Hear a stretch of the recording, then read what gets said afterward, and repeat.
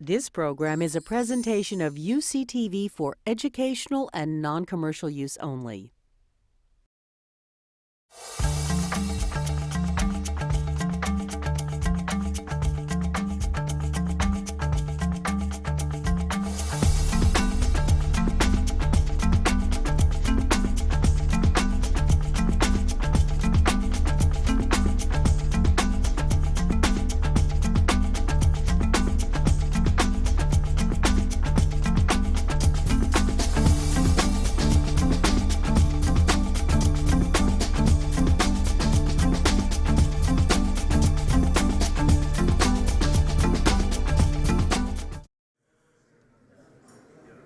We're extremely fortunate to have Commissioner Dian Grueneich as our lunchtime keynote speaker today.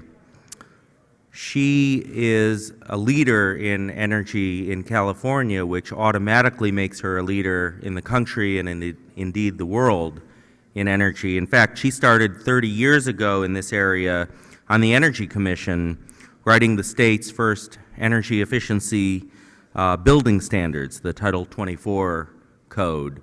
So she's been doing this for a long time and has just a tremendous perspective to share with us today. She was appointed in January 2005 by Governor Schwarzenegger for a 6-year term, and one of her focus areas is in energy efficiency. She also led the establishment of the California Renewable Energy Transmission Initiative, as well as the Western Renewable Energy Zone Initiative. She serves on the United States Department of Energy Electricity Advisory Committee, and she's going to talk to us today about the next generation energy efficiency in California. And she has graciously left plenty of time for questions, so please, after her talk, don't be shy about raising your hand. Commissioner Grueneich.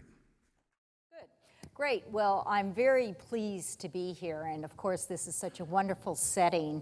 I'm going to talk a little bit about, as Dan said, where we're going with energy efficiency in California, and then maybe a little bit about how I think that's fitting in with some of the national and international efforts. But I really want to say this is such an exciting and important time to be involved in energy efficiency that, as Dan said, I've been doing it for 3 decades now, and I have never seen so much momentum and interest and opportunities. So I'm really pleased to see all of you spending these couple of days learning about, thinking about, interacting, because we're all part of what's actually now a very important movement on really making energy efficiency the bedrock of where we're going with energy and, frankly, climate change.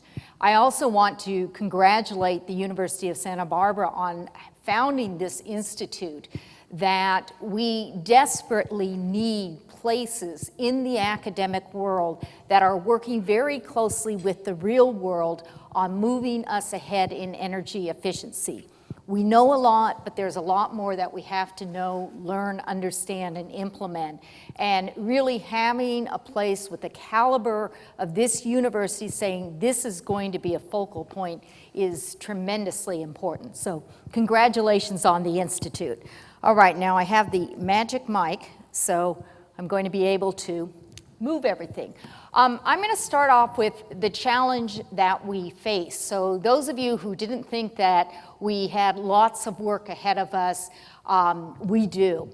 This is a chart that illustrates what needs to be done under California's global warming law. We in government in California are very proud that California took global warming seriously.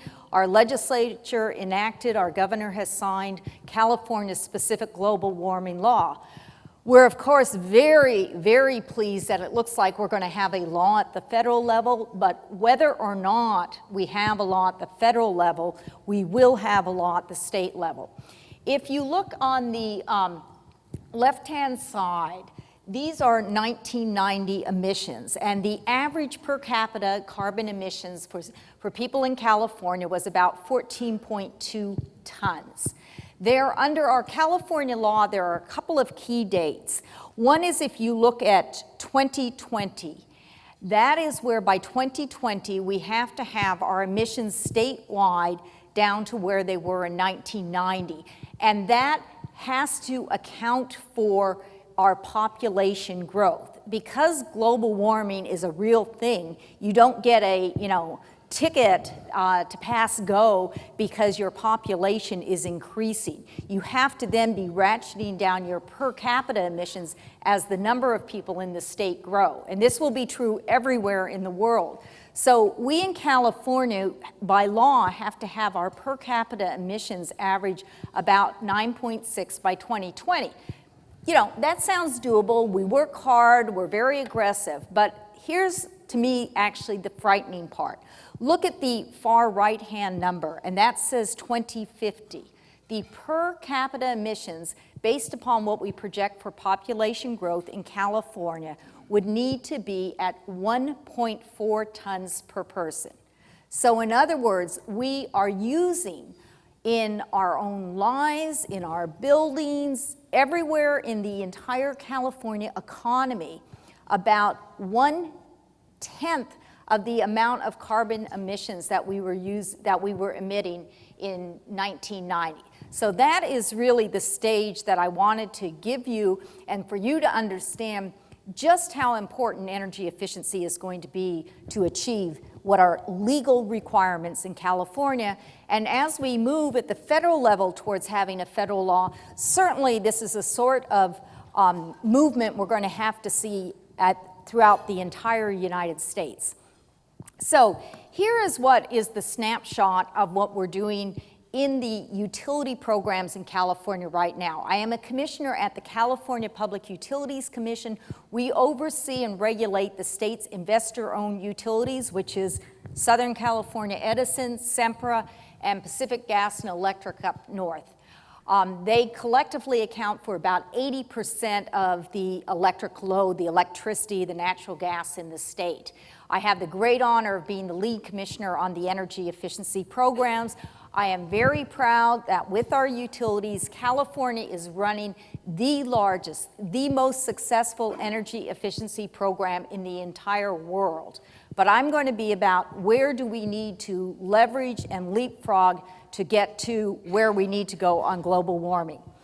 Here's what we're doing now. And if you can't see the small print, the very big part of what's depicted on this picture, the light blue, these are the savings from the lighting programs that our utilities are undertaking, which again are the most successful in the world. It's incredibly important to deal with lighting.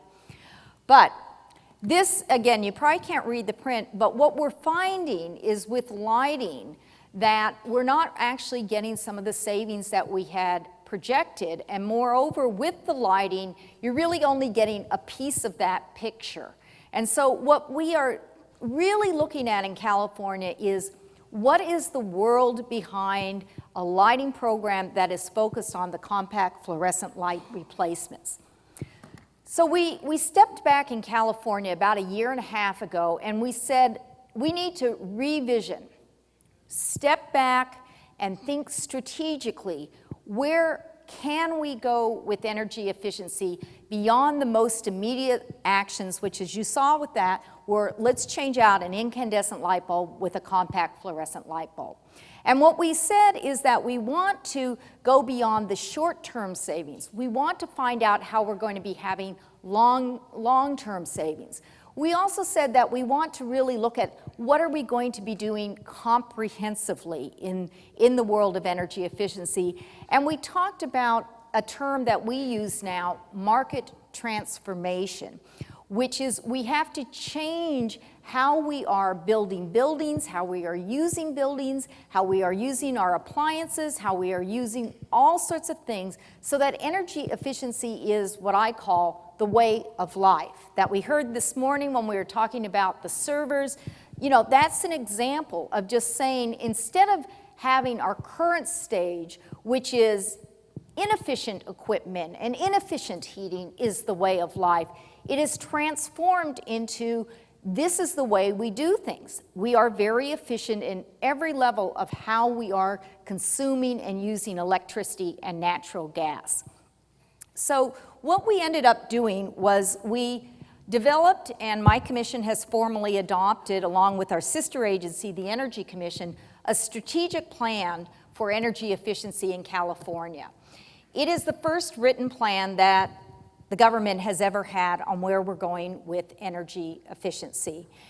We are currently spending through ratepayer money, and for those of you who are get your electric or natural gas service from Southern California Edison, San Diego Gas and Electric, SoCal Gas, or PG&E, there's a small charge on your electricity or natural gas bill, and that then funds these programs. We're currently spending through the utility programs about $1 billion a year. We pride ourselves that the average rule of thumb is that we are saving about $2 billion a year because we're not building more costly power plants, more costly transmission lines, distribution.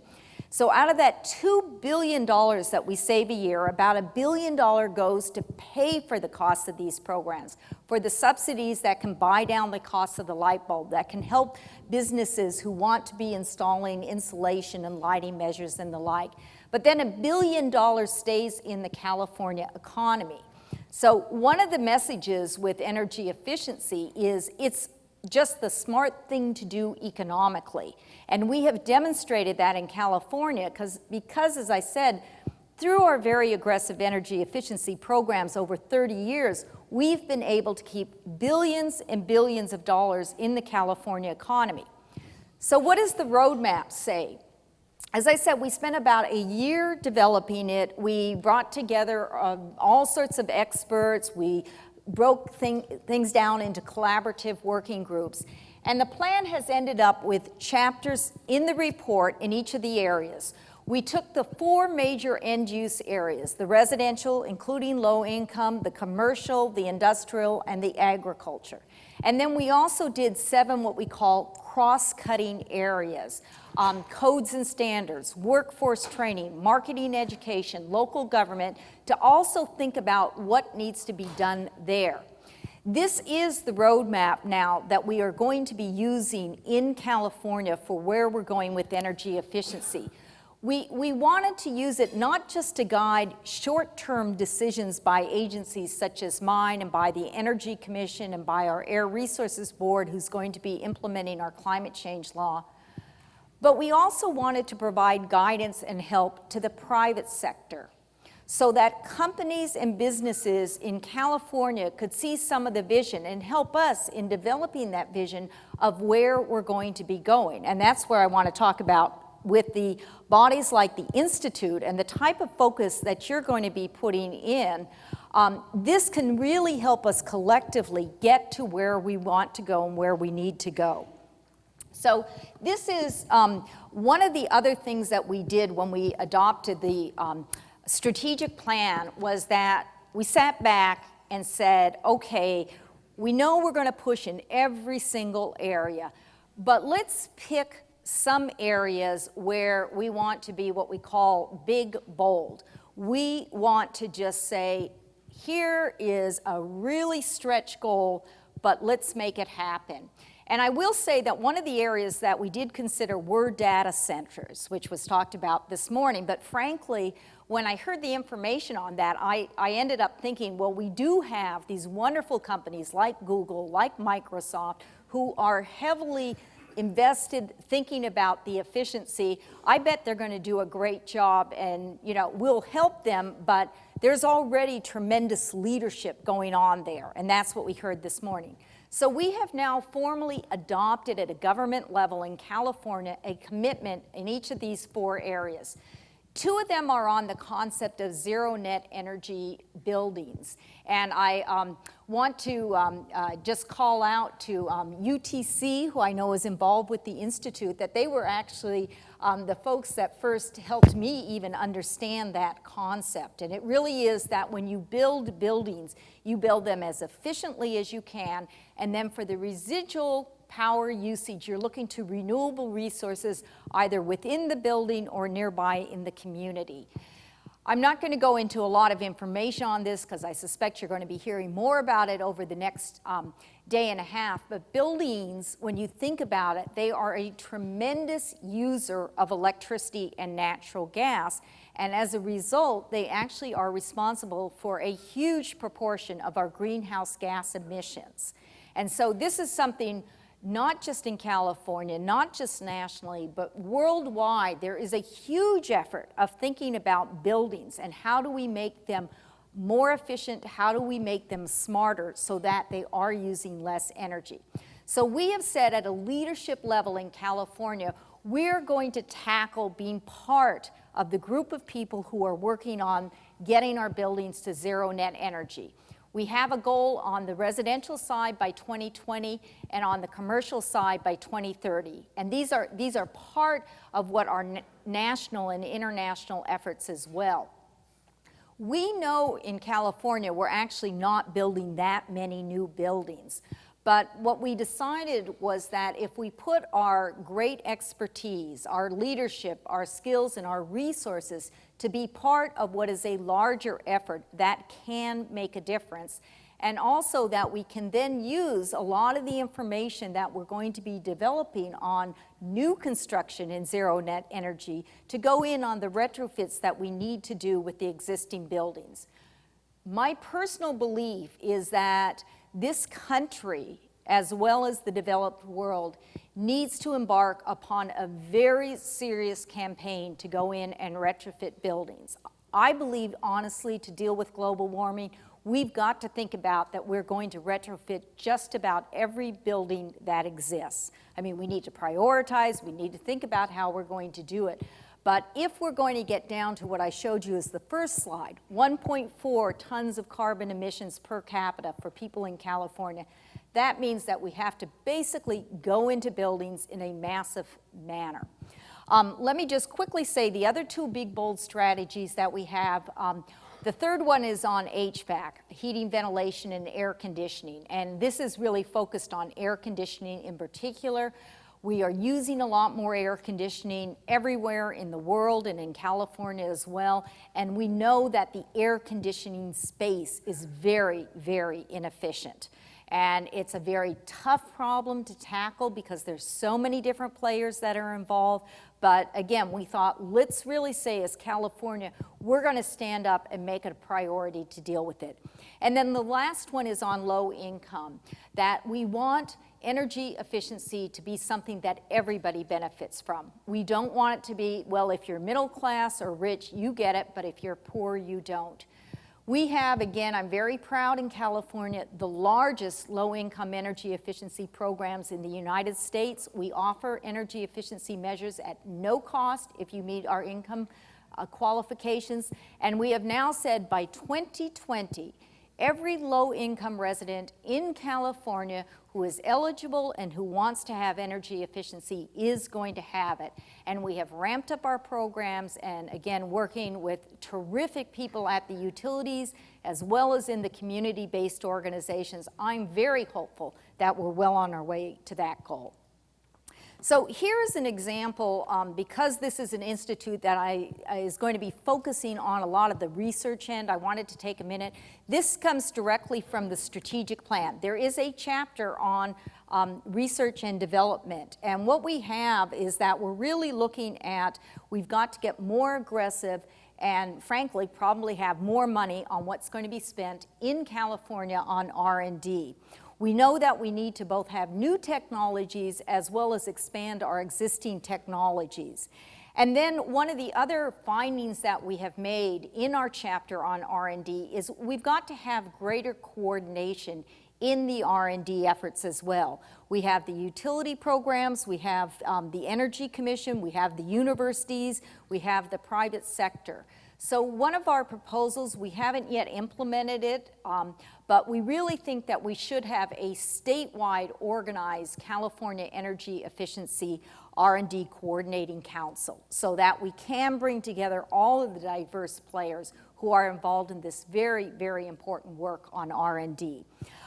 We also want to have a much more effective way that we're looking at moving from the concept to the commercialization in R&D.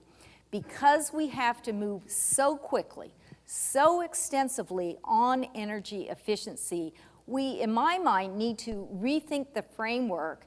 And just as we know in computing, we have the Moore's law and we are bringing things rapidly, changes, I think that we need to think in the R&D sector how we can have this whole model of going from the R&D and the concept to commercialization and widespread usage, to think about it and understand it and vastly compress the time that it does take.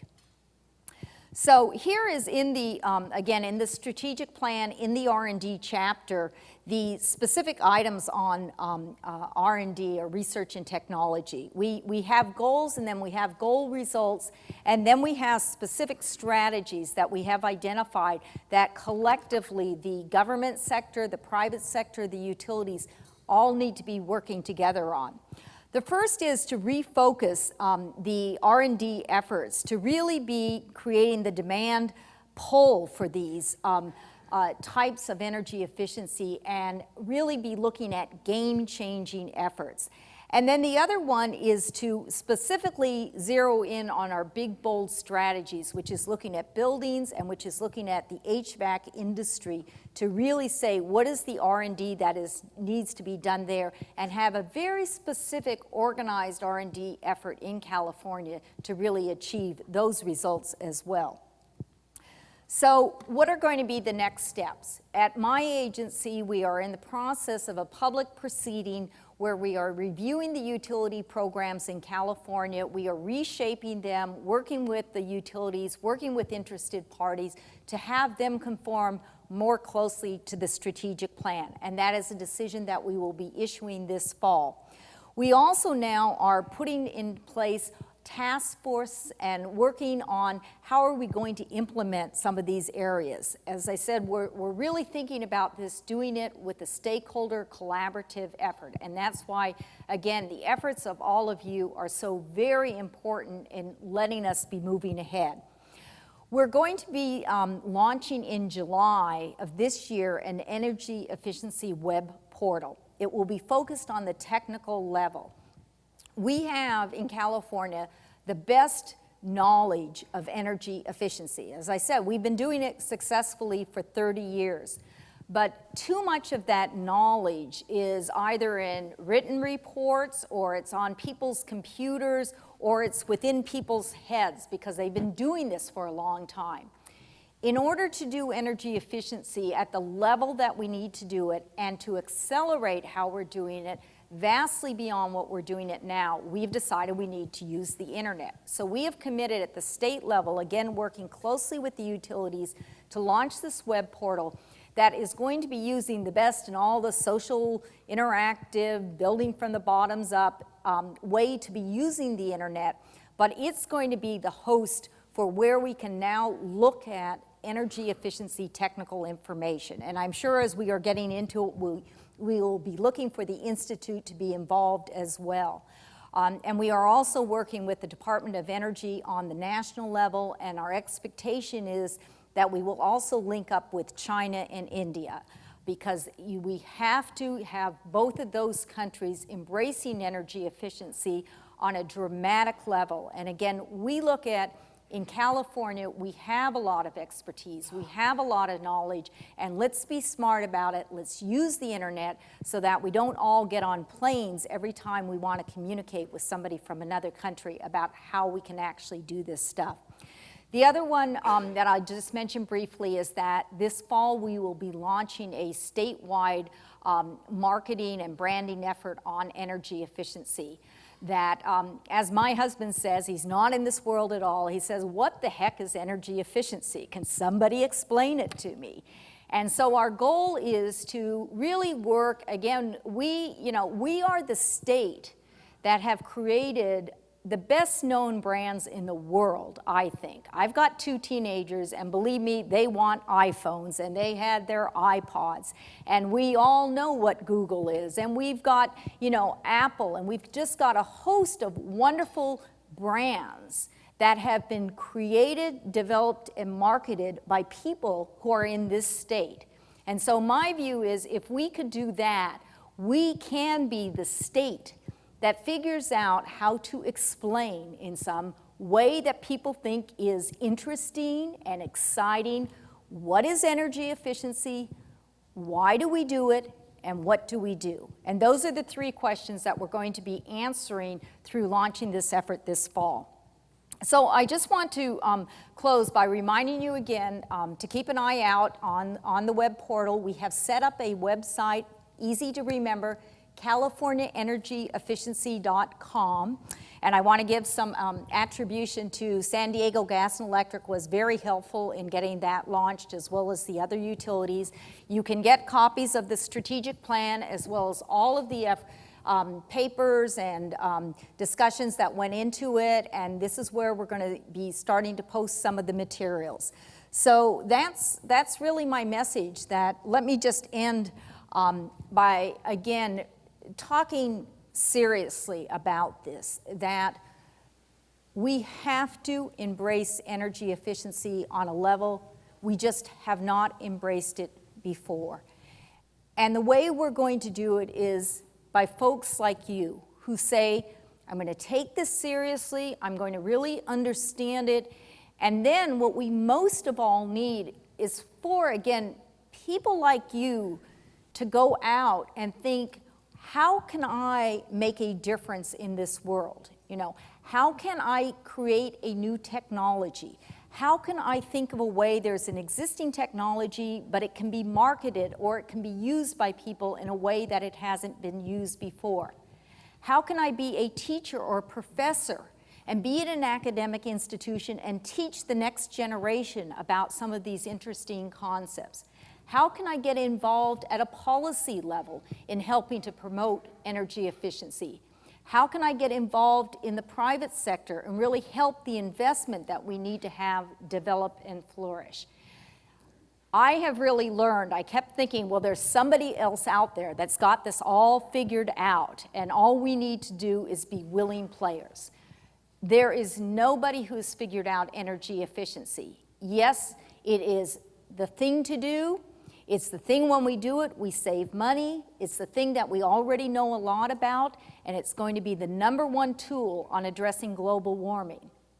But even with that, it is difficult to do. There are a whole host of challenges, and we're only going to be able to do it if we are absolutely thoroughly committed to doing our best. And even when we run into the barriers and the obstacles and we say, oh my God, what are we going to do? Frankly, we say we're going to do it because we have to. If we don't embrace energy efficiency on a level that has never been embraced to date, we are not going to be able to address climate change and global warming in a way that we need to. So thank you very much.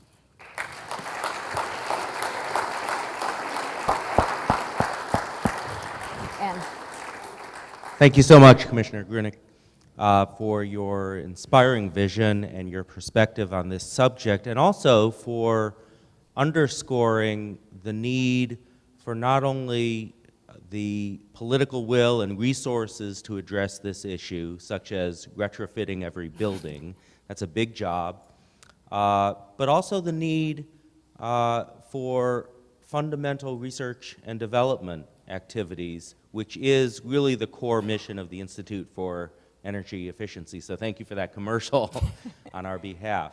At this time, we have time for questions from the audience. Someone in the back here. Hi, Diane. Thank you. As you know, probably hundreds of millions of dollars are going to be given out in terms of block grants from the federal government as part of the stimulus package to the cities and towns. Is the CPUC involved in that at all? My agency, the California Public Utilities Commission, is not the designated state energy agency. That is our sister agency, the California Energy Commission. And I actually think that's a good idea because our hands are full with all the work we're already doing. We are working closely with them because part of what we need to do in California is to basically be on the same page of where we're going with the money. They will be making the decisions. We will not, but we are talking with them, coordinating with them, really working through in terms of the strategic plan, where can we, both at the Energy Commission, the PUC, the utilities, and local government, all be working together. But we are not the agency that will make the ultimate decisions.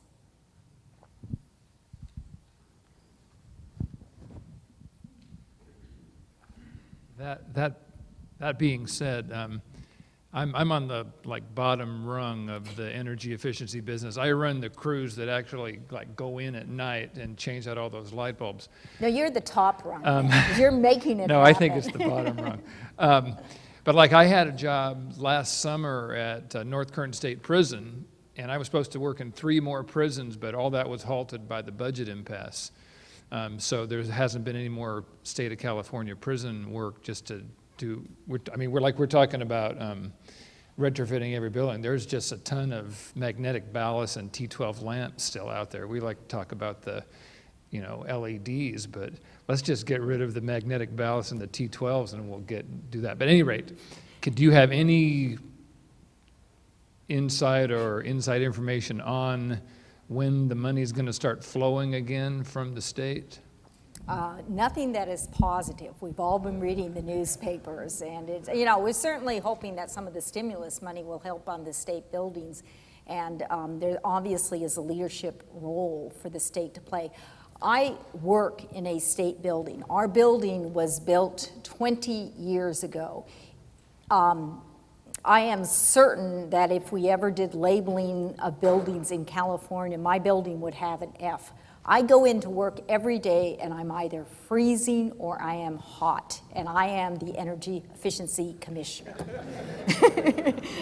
I open windows when it's simply the temperature is unbearable. It's a shame. And this, again, is where we've got to get together the political leadership, work on the financial side, and make a difference, because the state buildings in California are not a model, and they need to be.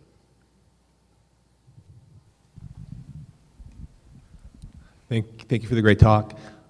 We saw a slide earlier today with the dashboard of the Prius. Did you see that? And it was a great little concept about the act of measuring what we're using, and by measuring, we automatically reduce our consumption. In fact, can even make a game out of it. So I was just curious, where do you stand in terms of helping both consumers and businesses get a better handle on their actual use of energy? Easy and interactive ways to measure it, perhaps.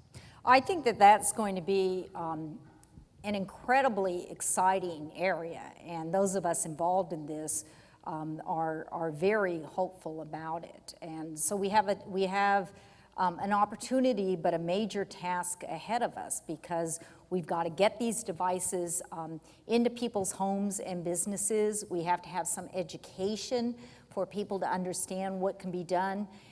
We have to really be encouraging, and at a government level, making sure we're not harming private companies to come in, because I want there to be, dozens, hundreds of private companies that think that they can make money, and I want them to make money because they are helping with these devices and really having a business model for it. So this is going to be, I think, an incredibly important area. In California, we have actually started to set the stage by, again, working with the utilities, that we are changing out the meters. We are putting what are called the advanced meters, basically in all the homes and businesses in California, so that we have the necessary infrastructure to have the actual data on what is the consumption within that building or within that home be available, so that as the technologies develop on the dashboard where you can read things out, it's available. So I'm very excited about this. Your first slide focused on the tons of carbon per individual, but you didn't mention nuclear energy in your talk. Do you have a perspective on the role of nuclear energy in your strategic plan?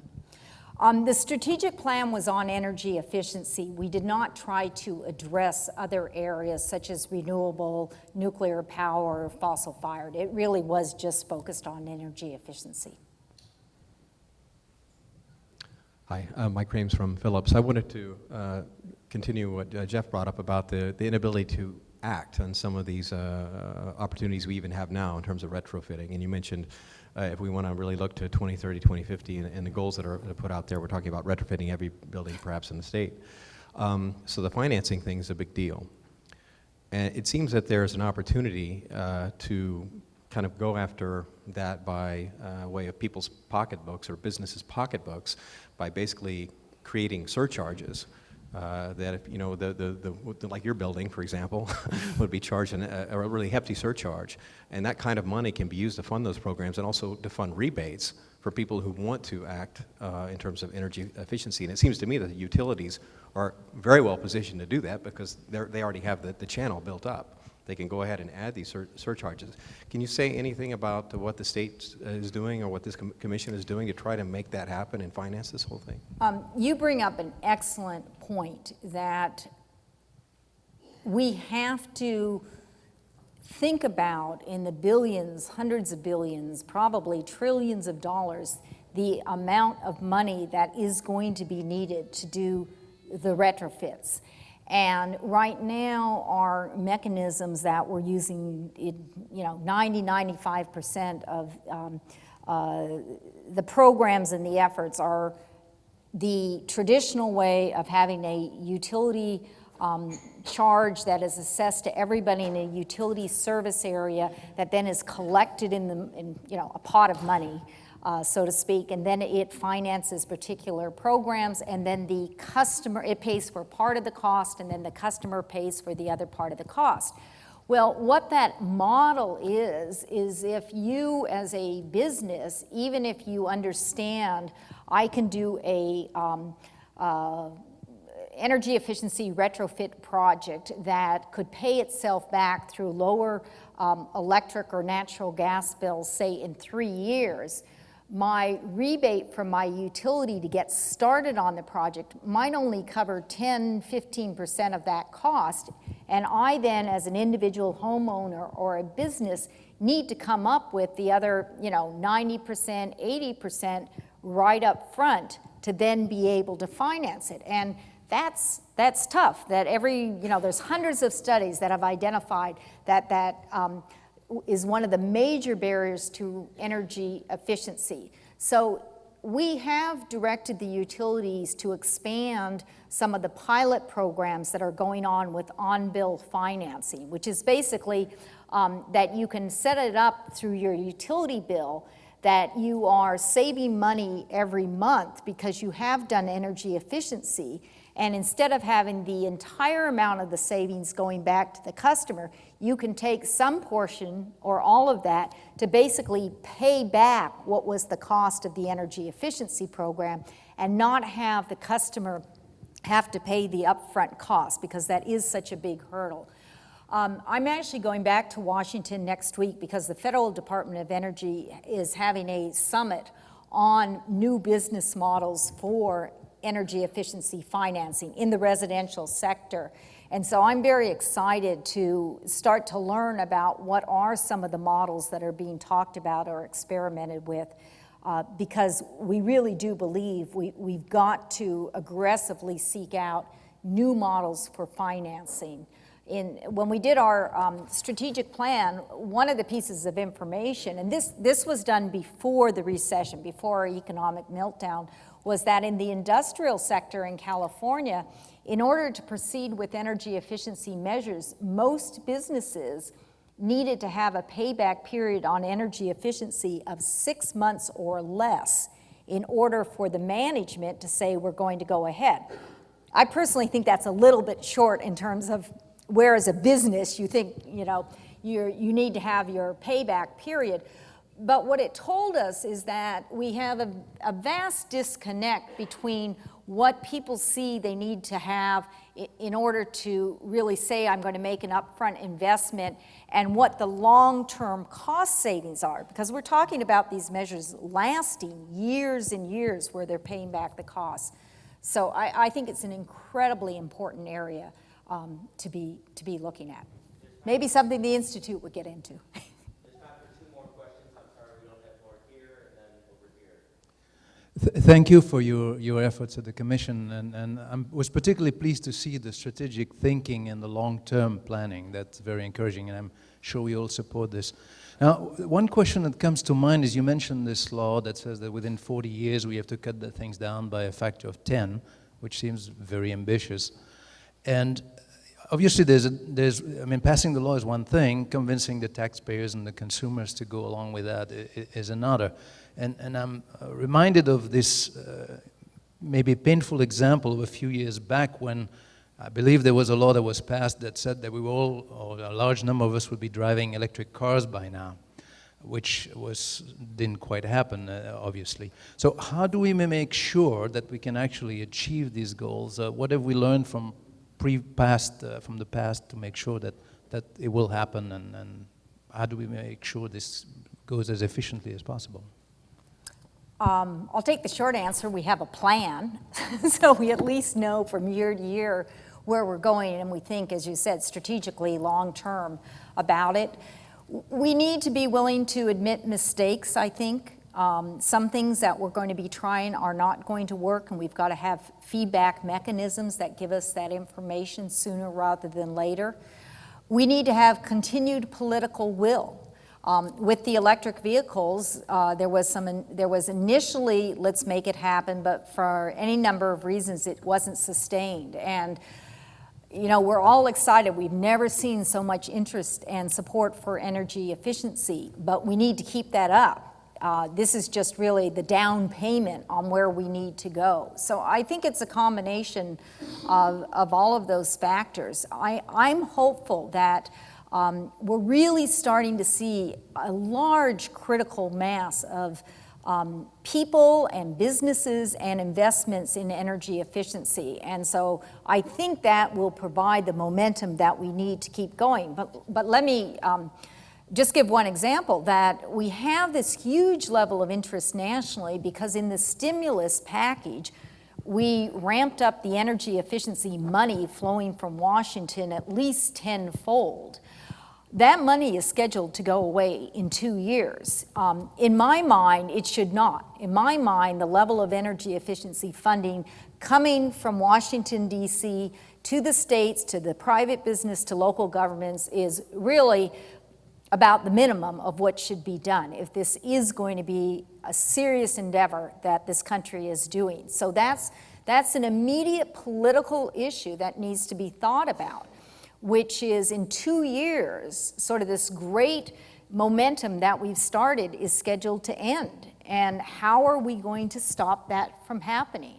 It's going to take some real serious effort, because I personally think if all that we have done is start a 2-year funding effort at the federal level and it goes away, we're going to lose a tremendous amount of momentum. Diane, thank you very much.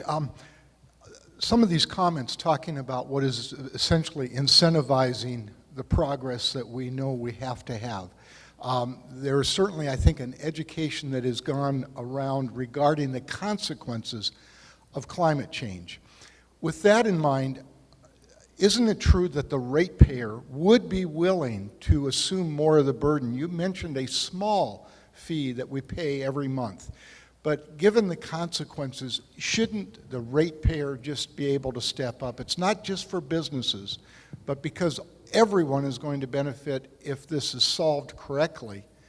It just seems that I keep looking for each and every one of us to have the opportunity to contribute, because I think the education is there, and I just think that we should be asking that this is now the time to step up and be bold. And I go one step further. Why are we seeing so many people willing to spend $10,000 and $20,000 on solar panels, and we don't see anything like that in energy efficiency? And moreover, if you put all that solar panel on, then it may make it more difficult to be doing the energy efficiency. There is a lot of fascinating work being done on behavioral changes and energy efficiency. And again, I think it's one of the most interesting, most important areas at the academic level to be getting into. That there is an annual conference in California, though this year it's going to be back in Washington, D.C., and each year it's growing by hundreds of folks because energy efficiency makes sense. We need people to do it. Yes, we need to get things into mandatory codes and standards, and it's stupid to be selling inefficient refrigerators. We should just be selling efficient refrigerators. But there's a whole nother level of the voluntary aspect that has to happen, should happen, and is not happening. I'll just close by saying one of the things that I think is really an opportunity that we've got to be thinking about is the community. That the research is showing that you tend to do things because whatever is your self-defined community, they are doing it, and there are leaders within the community who influence you. Why did everybody wake up and decide that they wanted, an iPod, or why? I mean, it's because of both marketing, but also within communities. And so we are, I'll just talk briefly about in California, in our low-income programs, we're actually going to be starting a concept that we call the whole neighborhood approach, which is with the utilities and the community-based organization, targeting neighborhoods that have a combination of a lot of low-income residents who we know qualify for the programs, and then also high usage rates so that we know that's a priority place. But then really working on within that community, how do you get the leaders within the community part of the effort? How do you get the word out to people within the community? And how do you make it a sense of this is what the community is going to be doing, say, over the next 6 months or a year? And then we can, working with the utilities, have the programs go in and literally building by building by building do the retrofits. But it's a huge amount of, again, where people feel like this is just what we do. And this is something that is part of being, a good, what our behavior norms are. And I think it's absolutely something that we've got to think about and we've got to pursue. And as I say, we've just got to make this a way of life of what we're doing, and that people say, this is what I do. This is part of who I am.